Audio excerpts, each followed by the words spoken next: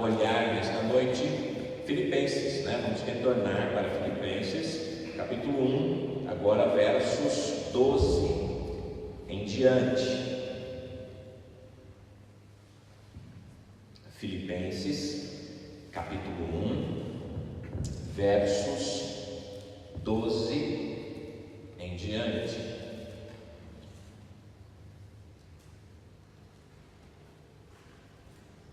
Filipenses 1, 12 diz: Quero que saibam, irmãos, que aquilo que me aconteceu tem, ao contrário, servido para o progresso do Evangelho. Como resultado, tornou-se evidente a toda a guarda do palácio, ou guarda pretoriana, e a todos os demais, que estou na prisão por causa de Cristo. E os irmãos, em sua maioria, motivados no Senhor pela minha prisão, estão anunciando a palavra com maior determinação e destemor. É verdade que alguns pregam Cristo por inveja e rivalidade, mas outros o fazem de boa vontade. Estes o fazem por amor, sabendo que aqui me encontro para a defesa do Evangelho. Aqueles que pregam Cristo por ambição egoísta, sem sinceridade, pensando que me podem causar sofrimento enquanto estou preso. Mas que importa? O importante é que, de qualquer forma, seja por motivos falsos ou verdadeiros, Cristo está sendo pregado e por isso me alegro. De fato, continuarei a alegrar-me, pois sei que o que me aconteceu resultará em minha libertação, graças às orações de vocês e ao auxílio do Espírito de Jesus Cristo. Aguardo ansiosamente e espero que em nada serei envergonhado. Ao contrário, com toda a determinação de sempre, também agora Cristo será engrandecido em meu corpo, quer pela vida, quer pela morte. Porque para mim o viver é Cristo e o morrer é lucro. Caso continue vivendo no corpo, terei fruto do meu trabalho e já não sei o que escolher. Estou pressionado dos dois lados. Desejo partir e estar com Cristo, o que é muito melhor. Contudo, é mais necessário, por causa de vocês, que eu permaneça no corpo. Convencido disso, sei que vou permanecer e continuar com todos vocês para o seu progresso e alegria na fé, a fim de que, pela minha presença, outra vez a exultação de vocês em Cristo Jesus transborde por minha causa.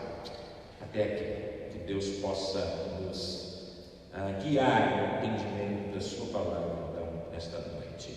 O tema que vamos discutir, olhando para estes versos, do verso 12 até o verso 26, e hoje, naturalmente, não vai ser tudo isso, nós vamos gradativamente olhar estes versos. O tema é a alegria do ministério apesar dos problemas. A alegria do ministério apesar dos problemas. Lembrando que a carta de Filipenses fala de alegria, fala de satisfação do Senhor, fala de regozijo. Então, Paulo também está alegre mesmo diante das circunstâncias que ele vive neste momento.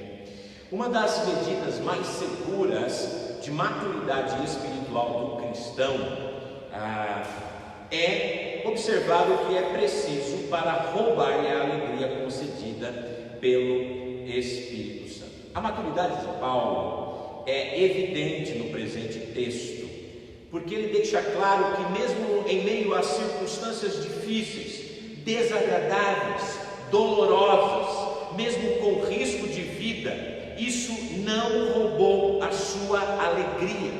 Na verdade, diante destes sofrimentos e dessas lutas que o apóstolo teve que enfrentar, isto na verdade trouxe-lhe ainda mais alegria.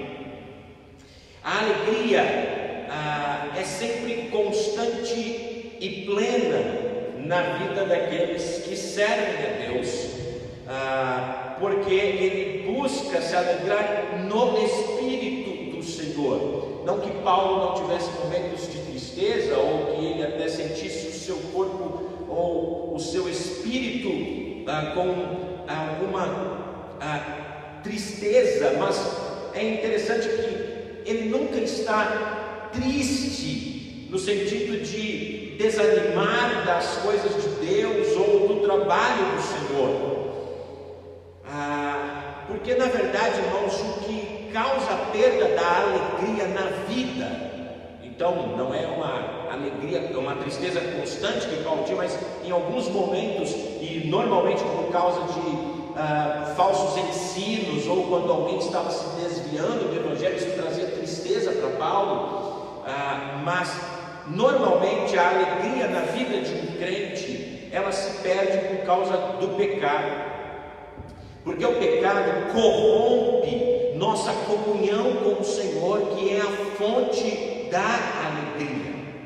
E quais atitudes pecaminosas que podem causar ou que tiram nossa alegria? Insatisfação, amargura, mau humor, dúvida, medo. Isso faz com que nós percamos nossa alegria. E a única maneira de restaurar a alegria perdida é se arrepender e voltar para a adoração adequada e a obediência a Deus. Qualquer coisa, irmãos, que não seja pecado, não importa o quão difícil, o quão doloroso, o quão decepcionante seja, não pode tirar a alegria do crente. No entanto, mesmo as pequenas coisas que fazem os crentes reagir pecaminosamente, como uma mudança da nossa saúde, talvez para pior, problemas no trabalho, problemas financeiros, relações pessoais, outras áreas da vida que podem roubar ou tirar a nossa alegria. Na verdade, muitas vezes quando essas coisas acontecem, as pessoas começam a questionar o Senhor, começam a questionar sua soberana sabedoria, começam a questionar sua provisão graciosa. E a primeira vítima disso é a alegria do crente ser roubado.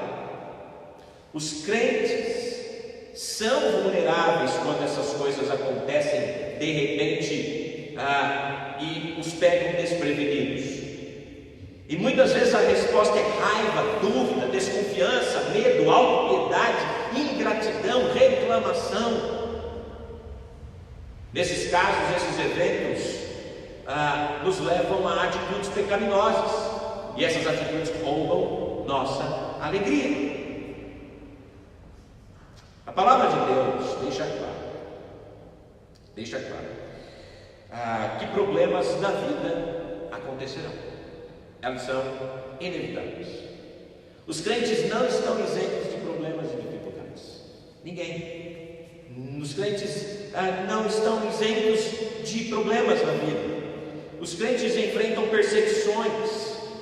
Jesus mesmo disse que um escravo não é maior do que o seu senhor. Ele disse: se a mim perseguiram, também perseguirão a vós. João 15, 20. Em João 16:33, Jesus diz: no mundo tereis aflições, mas tende bom ânimo, eu venci o mundo.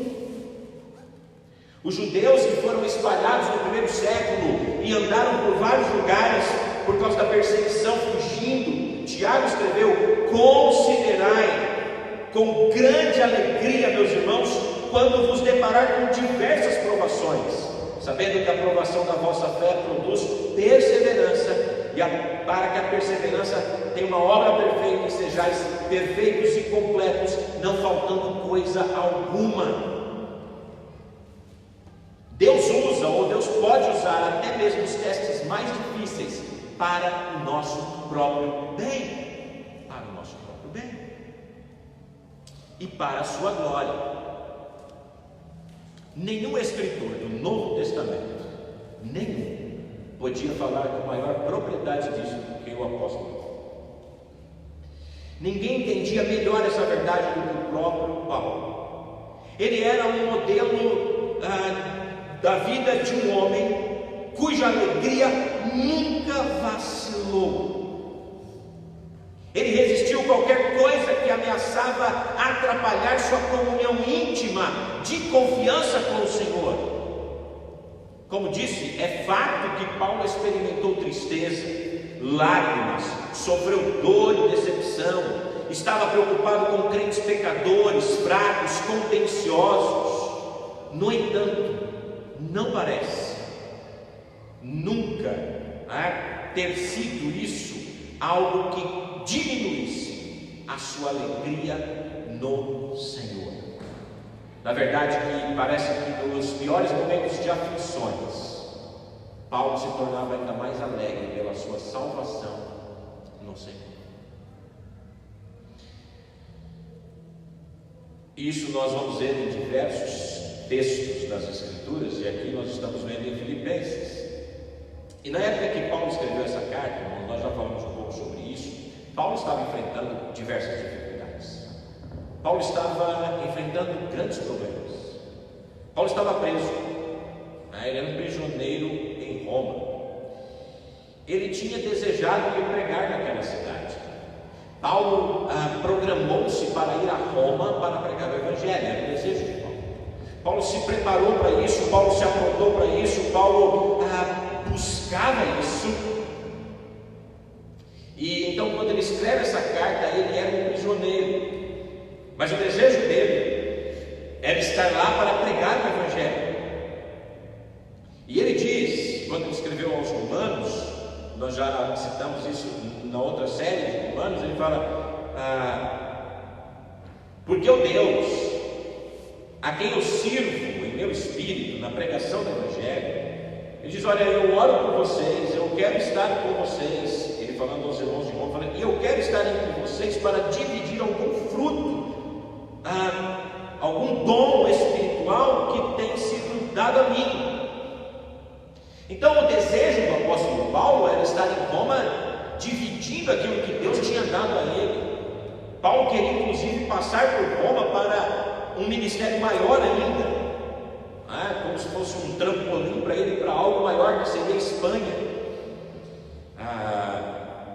E ele então se programou para ir. Agora, provavelmente, irmãos, Paulo não tinha em mente, quando ele pensava em ir em Roma, que ele estaria ministrando como um prisioneiro.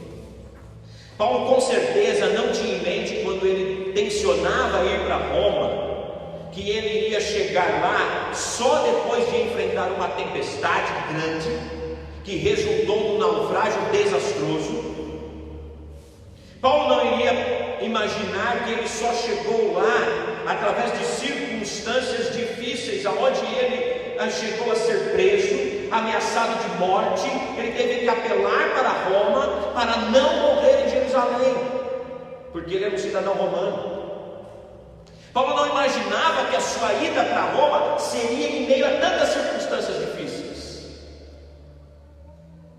Ele não imaginava que era assim que ele chegaria lá para pregar o Evangelho. Embora ele soubesse que muito do que esperava ele eram prisões. Mas eu imagino que Paulo pensava em talvez ir como um missionário sustentado por alguém para chegar lá. Mas não. Então, quando Paulo está escrevendo essa carta, ele não está numa masmorra como na sua segunda prisão, ele está numa casa, numa residência privada. Só que mesmo nessa casa, Paulo estava acorrentado noite e dia com o soldado romano. Ele não tinha privacidade quando comia, ele não tinha privacidade quando dormia, ele não tinha privacidade quando escrevia essa carta, ele não tinha privacidade quando orava, ele não tinha privacidade quando pregava ou ensinava, ou quando mesmo seus amigos iam visitá-lo. Por um período de 2 anos, era impossível para Paulo ter algum momento de privacidade. Mas também nesse tempo, enquanto os soldados o guardavam, era inevitável para eles ouvir o Evangelho e o testemunho notável de Paulo da sua semelhança com Cristo. Então os próximos versículos que nós lemos aqui, irmãos, sugerem que este momento aparentemente levou alguns desses soldados à salvação. Paulo se alegrava por causa do ministério para o qual o Senhor o havia chamado e por causa do fruto espiritual que esse ministério produziu, mesmo enquanto ele estava na cadeia. E os versículos 12 a 26, irmãos, revelam 4 elementos da alegria de Paulo no ministério.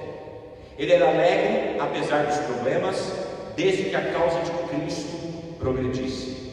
Ele era alegre apesar dos detratores, desde que o nome de Cristo fosse proclamado. Ele era alegre apesar do risco de morte, contanto que o Senhor fosse glorificado. E ele estava alegre apesar de ainda estar na carne e não com Cristo, porque a igreja estava sendo beneficiada. Então vamos olhar a primeira razão, ou o primeiro elemento da alegria de Paulo no ministério. O primeiro elemento é que Paulo estava, apesar dos problemas, alegre, porque a causa de Cristo estava progredindo. Paulo então começa um texto, como nós lemos, dizendo: quero que saibam, ou agora eu quero que vocês saibam. O que Paulo está dizendo: olha, eu quero que vocês entendam uma coisa, prestem atenção no que eu vou falar. Paulo não quer ser incompreendido, ele quer que as pessoas entendam. Paulo queria que seus leitores não fossem ignorantes quanto a isso. Então ele começa dizendo: meus irmãos, prestem atenção. Apesar das circunstâncias, Paulo não estava amargurado ou desanimado. Ele tinha um grande motivo para se alegrar.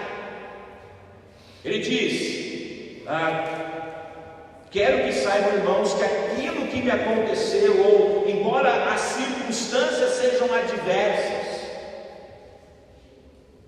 Paulo está dizendo, de qualquer maneira, ele não está triste com isso.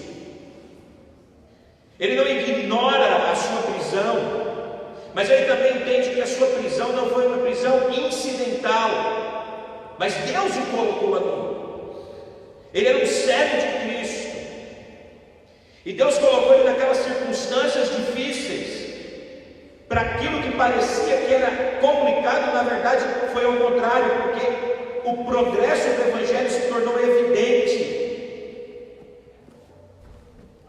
O progresso do Evangelho se tornou evidente diante disso. Ao invés do Evangelho ficar parado, na verdade o Evangelho cresceu. Paulo sabia que ele tinha que pregar, então, e enquanto ele, mesmo preso, ele vai dizer nesta carta mesmo: mas o Evangelho não está preso. O Evangelho não está preso. E ele fazia tudo por causa do Evangelho. Ele fazia tudo para que os eleitos fossem alcançados pelo Evangelho. E ele dizia que ai dele, porque ele tinha compulsão para pregar o Evangelho, e se ele não pregasse, aquilo seria ruim para ele mesmo. Então ele tinha que avançar no Evangelho, mesmo diante dos obstáculos. Então Paulo diz neste verso, ele diz: apesar do que me aconteceu, ao contrário do que se esperava, ele serviu para o progresso do Evangelho. Progresso não descreve apenas avançar, mas significa aqui neste texto avançar mesmo diante das dificuldades, mesmo diante dos obstáculos.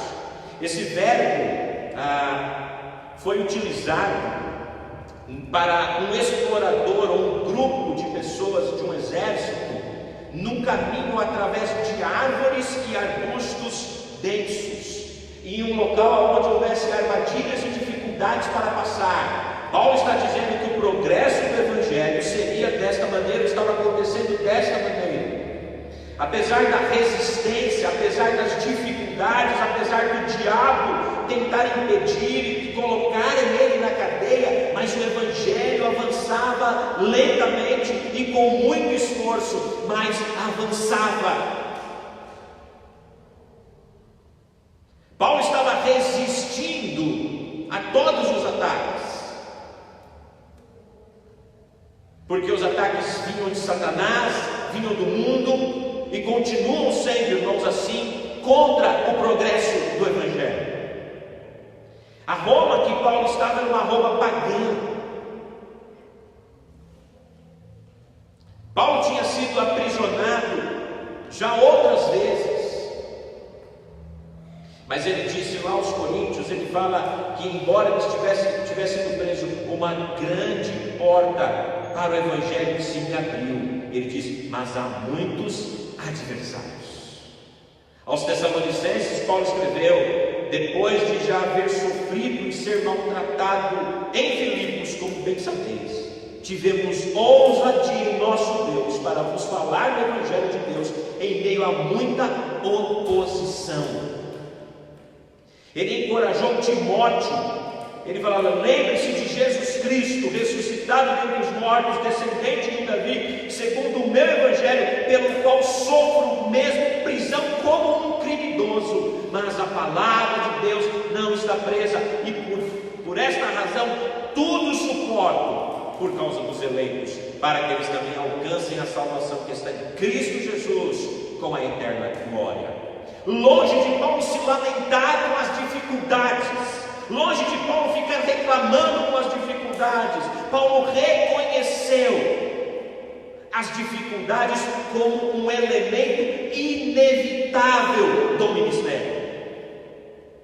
Em seus próprios olhos, eles foram um pequeno custo que ele estava disposto a pagar, porque Deus usou essas dificuldades para promover, na verdade, o progresso do Evangelho. A pregação de John Bunyan era tão popular e poderosa, e isso tornou evitável para os líderes da Inglaterra, na época do século XVII. E John Bunyan foi preso a fim de silenciar. Recusando-se a ficar em silêncio, ele começou a pregar no pátio da prisão. Ele não só teve um grande público de prisioneiros, mas também centenas de cidadãos de Bedford, nas áreas circundantes da prisão, iam todos os dias para ouvi-lo explicar as Escrituras.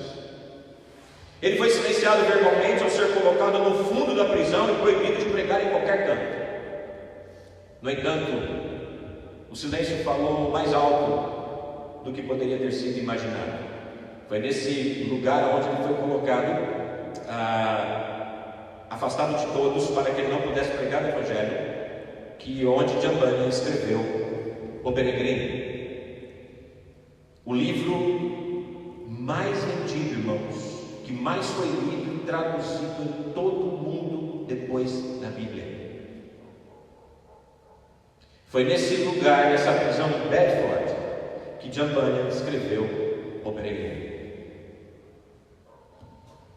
Hoje ele não é o mais vendido depois da Bíblia, mas já foi por muitos anos o livro mais vendido depois da Bíblia, e mais lido, e mais traduzido em todo o mundo depois da Bíblia. Os oponentes de Bunyan foram capazes de parar a sua pregação por alguns anos, mas eles não foram capazes de parar o seu ministério. Em vez disso, eles forneceram oportunidade para que ela fosse estendida de dentro de uma prisão, de uma pequena cidade de Bedford, para os confins da terra. Paulo podia dizer aos seus perseguidores o que José disse aos seus irmãos que o venderam como escravo: não fostes vós que me enviastes para cá, mas Deus. Vocês intentaram o mal contra mim, mas Deus o tornou em bem. O incontável número de santos de Deus tem sido capazes de ecoar essa verdade. Jó poderia ter expressado aos seus consoladores, Jeremias poderia ter expressado isso aos falsos profetas e os governantes de Judá, o apóstolo João aos que o exilaram na ilha de Patmos. Mas como sempre, o Senhor transforma os esforços para impedir o seu reino no meio para avançá-lo. O ato supremo de Deus de usar homens e esquemas malignos de Satanás para cumprir os seus propósitos era claro e continua claro.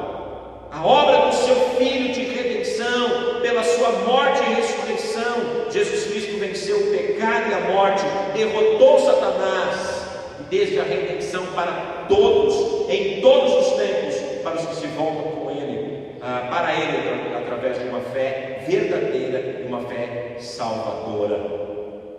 Então, muitas vezes, aquilo que parece ser algo que vai atrapalhar essa divulgação dessa palavra, na verdade, Deus está fazendo com que o progresso do Evangelho continue. Paulo fica focado nessas importantes conquistas do seu ministério. A igreja estava pregando o Evangelho. Paulo se alegrou porque a sua prisão, na verdade, estava fazendo com que a causa de Cristo se tornasse conhecida a toda a guarda pretoriana e a todos os outros. É interessante que a palavra prisão aqui é desmon, que literalmente refere-se a uma ligação de uma corda ou uma corrente com uma pessoa. Paulo ele ficava todos os dias, todas as horas, ligado a uma corrente a um soldado romano. Paulo não ficava solto dentro da casa. Paulo não ficava andando solto. Onde ele ia tinha um soldado acorrentado com ele o tempo inteiro. Então, Paulo estava ali com aquele homem ou com aqueles homens o tempo inteiro. E é interessante que Paulo, que se tornou um embaixador em cadeias, como ele mesmo disse, e é interessante aqui, irmãos, que essa corda ela era algo de 18 a 20 centímetros, ou seja, era um espaço pequeno que ele ficava nesse soldado, né? Onde ele estava, o soldado estava do lado dele o tempo inteiro. Então, apesar de ele viver numa casa onde pagava-se um aluguel, mas ele foi acorrentado a uma série de soldados por um período de 2 anos. E ao longo desses anos é possível que várias dezenas ou centenas de soldados diferentes foram designados para proteger Paulo. E cada um que chegava tornava-se público-alvo de Paulo. Então, aquele homem via se acorrentava a Paulo, e Paulo então começava a falar do Evangelho de Jesus Cristo para aquele homem. Então, todos os soldados ou todos aqueles que passaram por Paulo logo puderam ver que Paulo era alguém que pregava o Evangelho e que Paulo não estava preso por ter cometido qualquer crime. Mas nós lemos aqui, ele fala: estou na prisão. Como resultado, tornou-se evidente a toda a guarda do palácio, a toda a guarda pretoriana e a todos os demais que estou na prisão por causa de Cristo. Então Cristo, por causa da fidelidade de Paulo, logo se tornou conhecido de toda a guarda pretoriana. Paulo não perdia tempo. Paulo falava com aqueles homens todo o tempo em que eles estavam perto dele. A guarda pretoriana, irmãos, era uma guarda composta de 10.000 soldados, escolhidos a dedo por César. Eram homens bem preparados, não só no sentido militar, mas também no sentido de conhecimento, de treinamento, todas as coisas. Eles eram homens preparados para aquilo. O imperador separava estes homens. Eles eram para manter a paz geral e proteger o imperador. Eram homens de alto perfil. Então esses homens da guarda pretoriana, que serviam em torno de 16 anos, depois que eles saíam da guarda, eram concedidas a eles as mais altas honras e privilégios, incluindo uma generosa indenização, depois que eles saíam da guarda.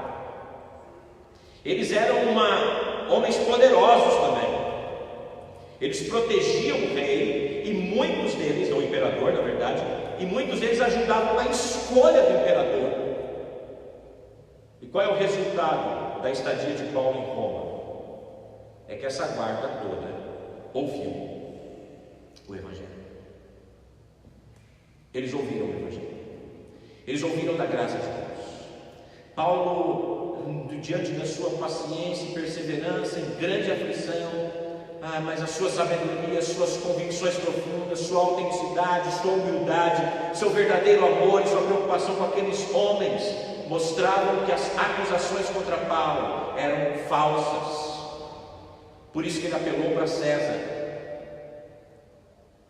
Então aquela mensagem de Paulo teve um impacto profundo sobre essa elite endurecida e sobre esses soldados influentes. Muitos, possivelmente da guarda pretoriana, se tornaram cristãos, não sabemos o número, mas com certeza quase todos eles ouviram o Evangelho. E foi sem dúvida através destes homens que os membros da própria casa de César se tornaram convertidos.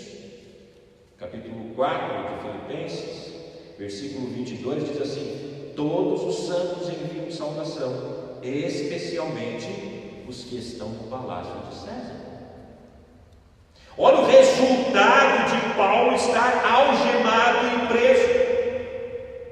Paulo poderia ter ficado na cadeia se lamentando, reclamando, mas não, ele não estava ali reclamando, ele não estava ali choramingando, não, Paulo estava feliz por estar ali, alegre, porque ele tinha a oportunidade de falar do Cristo crucificado sob Pôncio Pilatos, e falava que ele era o Filho de Deus e o Salvador dos homens.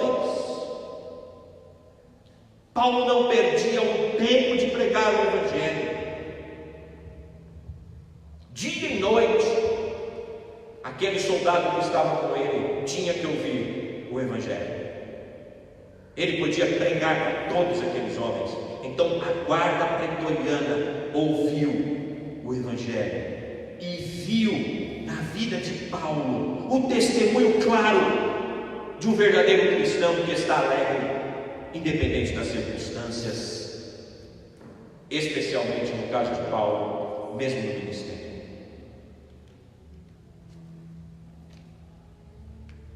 Paulo fortalecia não somente aqueles homens, mas também fortalecia e encorajava os de dentro da igreja. Veja que o verso 14 diz: e os irmãos, em sua maioria, motivados no Senhor pela minha prisão, estão anunciando a palavra com maior determinação e testemunho. No versículo 12 nós vemos que Paulo estava feliz porque o Evangelho estava sendo pregado, havia progresso no Evangelho, mesmo ele preso. O resultado disso é que a guarda pretoriana ouviu o Evangelho por causa de Cristo. E agora Paulo também diz que a sua prisão foi importante porque outros crentes, ou a igreja, estava anunciando com maior determinação o Evangelho. Com maior determinação o Evangelho. A coragem e a fidelidade do apóstolo durante o seu confinamento causou ainda mais adeptos, ou levou mais companheiros e irmãos em Cristo, tanto em Roma como nas outras cidades, a serem mais confiantes no Senhor. E por causa da prisão de Paulo, eles tiveram muito mais coragem de falar da palavra de Deus sem medo. A influência de Paulo foi penetrante e de longo alcance. Não era apenas alguns crentes, mas a maior parte dos irmãos foram incentivados por causa da sua prisão. Embora alguns estavam tentando caluniar Paulo, como ele mesmo vai dizer nos versos que vão depois, mas esses eram a minoria. A implicação é que antes de sua prisão, os crentes tinham medo, ou os crentes estavam relutantes em pregar o Evangelho,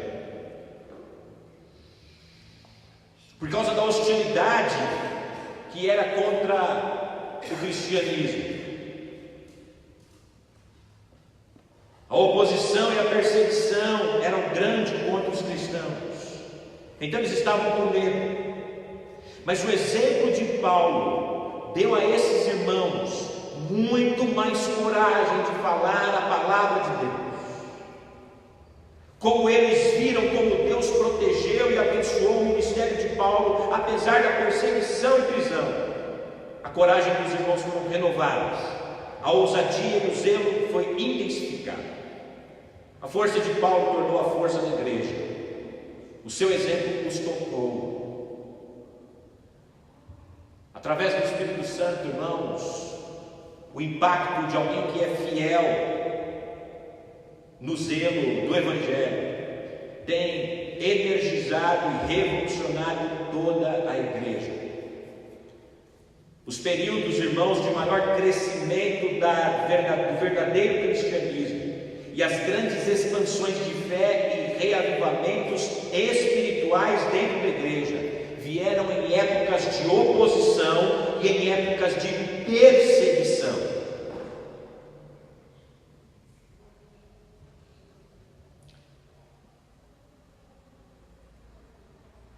O cristianismo, irmãos, foi proibido na China comunista e até hoje é. Apenas a igreja estatal, a igreja do Estado é que pode se reunir, mas os irmãos chineses se reúnem nas casas.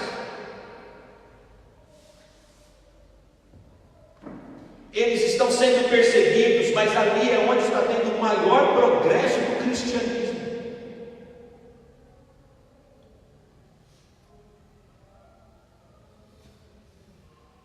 Se eles não estão na igreja do Estado, eles podem ser mortos, presos, mas eles continuam pregando o Evangelho de casa em casa. Alguns anos atrás nós conhecemos uma missionária chinesa, acho que lá em Mogi Guaçu, não lembro qual cidade foi, mas ela contava, ela mostrava lá algumas fotos, inclusive.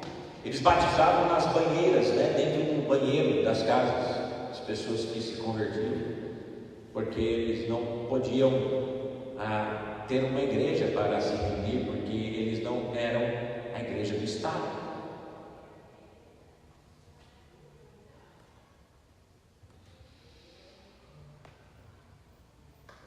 A maior parte, irmãos, do mundo livre, no nosso mundo ocidental, a influência do verdadeiro Evangelho é pequena. É pequena.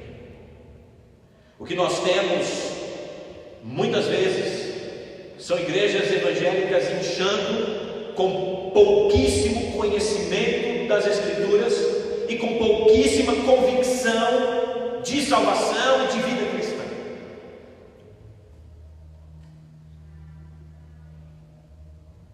Mas Paulo, nos seus dias e nos tempos onde houveram avivamentos ou reavivamentos espirituais, nos foram em épocas de grandes perseguições.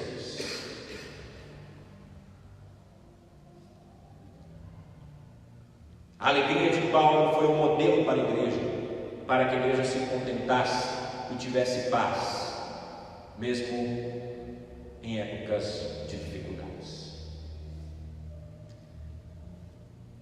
Tem uma história, eu não vou lembrar exatamente agora aonde era, acho que foi na Romênia, se não me falha a memória. Havia um cristão chamado Crisóstomo. E é interessante essa história, não vou lembrar toda ela, mas eu sei que o imperador falava para ele, chegou para ele e falou: olha, nós vamos, por causa que você está pregando o Evangelho, nós vamos confinar todos os seus bens, confiscar todos os seus bens. E ele disse: vocês não podem, porque os meus tesouros estão nos céus. Nenhum ladrão pode roubar, ninguém pode tomar. E ele falou: então nós vamos te afastar de todos os teus amigos, e você não vai poder ter mais nenhum amigo. Ele falou: também isso é impossível, porque eu tenho um amigo que disse: eu nunca te abandonarei e jamais te deixarei. E várias coisas que eram faladas contra aquele servo de Deus, ele falava: não pode, e sempre citando alguma coisa da Bíblia. Por fim, ele foi mandado para um outro local para morrer, isolado, e de lá ele escrevia cartas para os seus amigos, influenciando-os a continuar firmes no Evangelho, até que por fim ele acabou falecendo neste local para onde ele foi enviado. Mas ele sabia que nada que os homens fizessem contra ele poderia separá-lo daquilo que Deus tinha lidado. Essas qualidades interiores, obviamente, irmãos, não se baseiam em conforto físico, não se baseiam nas posses, na liberdade, na autossatisfação, na reputação ou no prestígio. A alegria de Paulo e desses irmãos que nós temos de vários lugares é baseada em sua confiança e no gracioso, soberano Senhor e no seu prazer no progresso do Evangelho. A alegria do cristão está baseada, ou deve estar baseada, no progresso do Evangelho. Essa deve ser a nossa grande satisfação. E essa deve ser a satisfação do ministério, mesmo em tempos de lutas, de dificuldades, de angústias ou de sofrimento. Devemos nos manter firmes, alegres, constantes, ou como diz Paulo também, sempre abundantes na obra do Senhor, sabendo que no Senhor o nosso trabalho não será em vão. Amém? Deus nos abençoe e fica